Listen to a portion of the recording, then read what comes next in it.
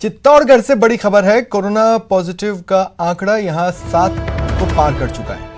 निम्बाहेड़ा में 6 नए पॉजिटिव मिले हैं। 2 दिन पहले एक शख्स पॉजिटिव मिला था। सीएमएचओ डॉक्टर इंद्रजीत सिंह ने संख्या की पुष्टि की है। चित्तौड़गढ़ से ये बड़ी खबर हम आपको बता रहे हैं। 6 नए पॉजिटिव केस निम्बाहेड़ा में मिले हैं।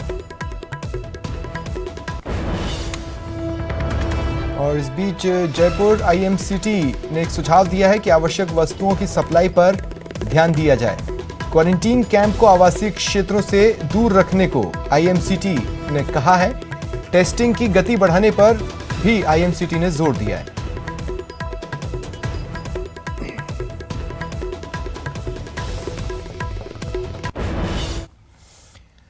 जयपुर में वरिष्ठ retired IAS AR Khan AR welfare foundation के जरिए जयपुर की कच्ची बस्तियों में मदद पहुंचा रहे हैं। वे फिलहाल जवाहर नगर, आमागढ़ और ईदगाह कच्ची बस्ती में लोगों की मदद कर रहे हैं। रिटायर्ड आईएएस का कहना है कि स्लम्स में लोगों को मदद की बहुत जरूरत है।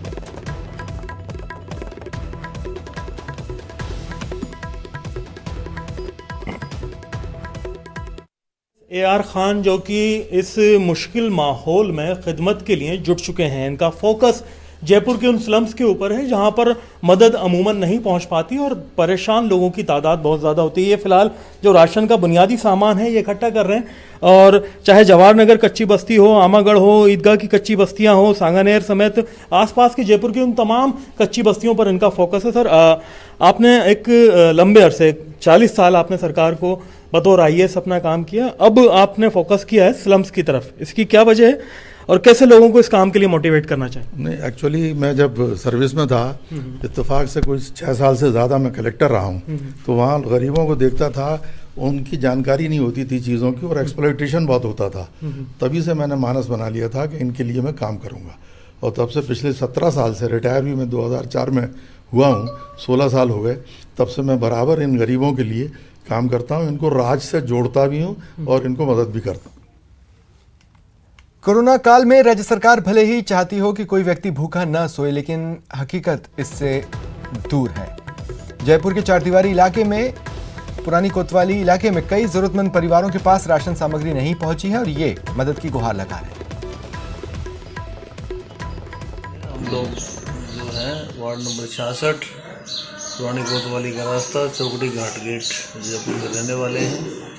पिछले 31 दिन से कम ये लॉकडाउन हो रहा है। उसके बाद अभी तक हमारे यहाँ इस दबाव खाने वाले एरिया में कोई भी राहत सामग्री का जो है वो वितरण नहीं हुआ है। कुछ एक सामान स्टार्टिंग में पहले आया था जो वो भी यहाँ तक नहीं पहुँच पाया।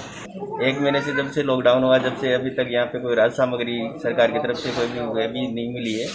यहाँ पे आसपास के लगभग 50-60 परिवार हैं जो मध्यम वर्ग के हैं, लेकिन उनकी अभी बहुत ज़्यादा समस्या।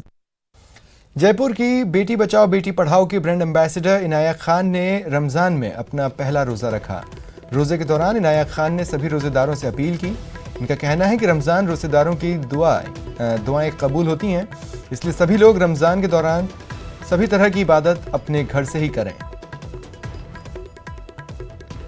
आज हमने पहला रोज़ा रखा है और हमने हमारे देश के लिए दुआ की है, हमारे लिए दुआ की है, हमारे फैमिली वालों के लिए दुआ की है।